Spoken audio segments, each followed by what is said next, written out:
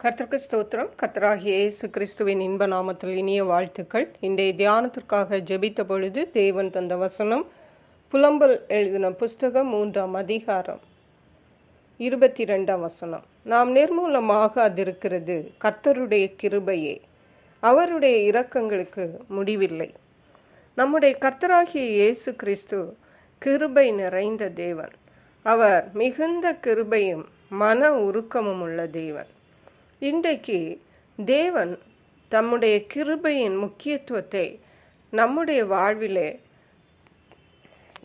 அது எப்படி முக்கியத்துவம் என்பதை விளக்க விரும்புகிறார்.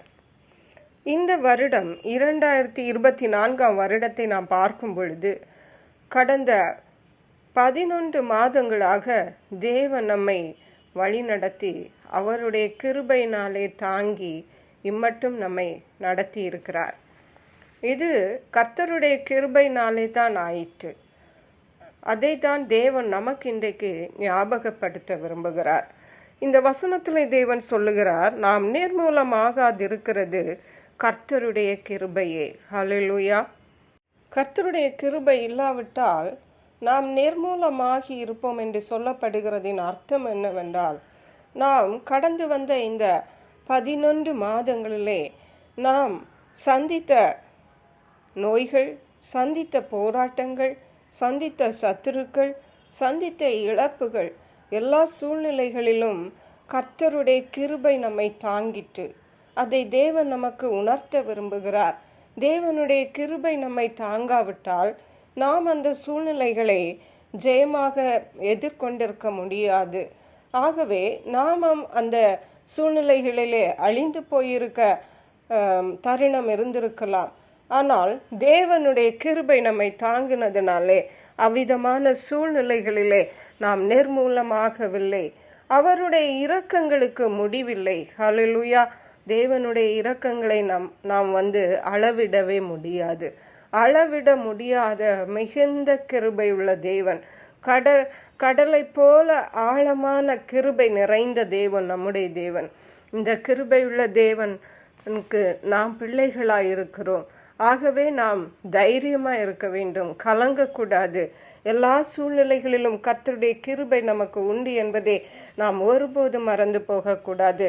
சங்கீதக்காரராகிய தாவீது சொல்லுகிறார், என் கால் சறுக்கிறது என்று சொல்லும்போது கர்த்தாவே உங்கள் கிருபை என்னை தாங்குகிறது என்று. ஹல்லேலூயா.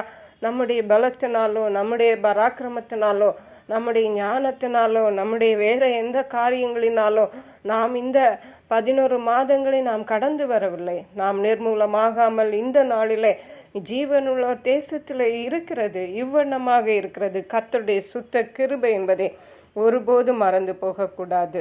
சங்கீதம் 36ஆம் சங்கீதம் 7ஆம் வசனத்தில் சொல்லப்பட்டிருக்கிறது, தேவனே உம்முடைய கிருபை எவ்வளவு அருமையானது, அதனால் மனுபுத்திரர் உமது செட்டைகளின் நிழலிலே அடைகிறார்கள். ஆம், தேவனுடைய கிருபை அருமையானவைகள். 63ஆம் சங்கீதத்திலே சங்கீதக்காரர் சொல்லுகிறார், ஜீவனை பார்க்கல உம்முடைய கிருபை நல்லது என்று. ஹல்லேலூயா. அப்படி என்றால் தேவனுடைய கிருபை நம்முடைய வாழ்க்கையிலே எவ்வளவு முக்கியத்துவம் என்பதை நாம் நினைத்து பார்க்க வேண்டும். சங்கீதம் 147ஆம் சங்கீதம் 11ஆம் வசனம் சொல்லுகிறது, தமக்கு பயந்து தமது கிருபைக்கு காத்திருக்கிறவர்கள் மேல் கர்த்தர் பிரியமாயிருக்கிறார். ஹல்லேலூயா.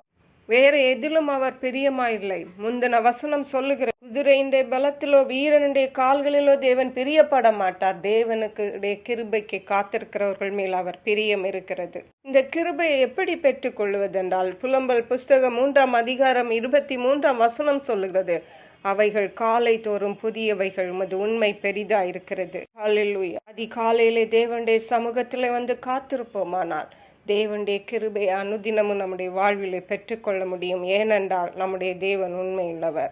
கர்த்தர் தாமே இந்த வார்த்தைகளை ஆசீர்வதிப்பாராக. ஜெபிப்போம். எங்களை கிருபையா நேசித்து பாதுகாத்து வழி நடத்துகிற எங்கள் அன்பின் தகப்பனை, இந்த நாளிலும் தேவனுடைய கிருபை எங்களுக்கு சொல்லியிருக்கீங்கப்பா. நாங்கள் நிர்மூலமாகாதிருப்பது உம்முடைய சுத்த கிருபை.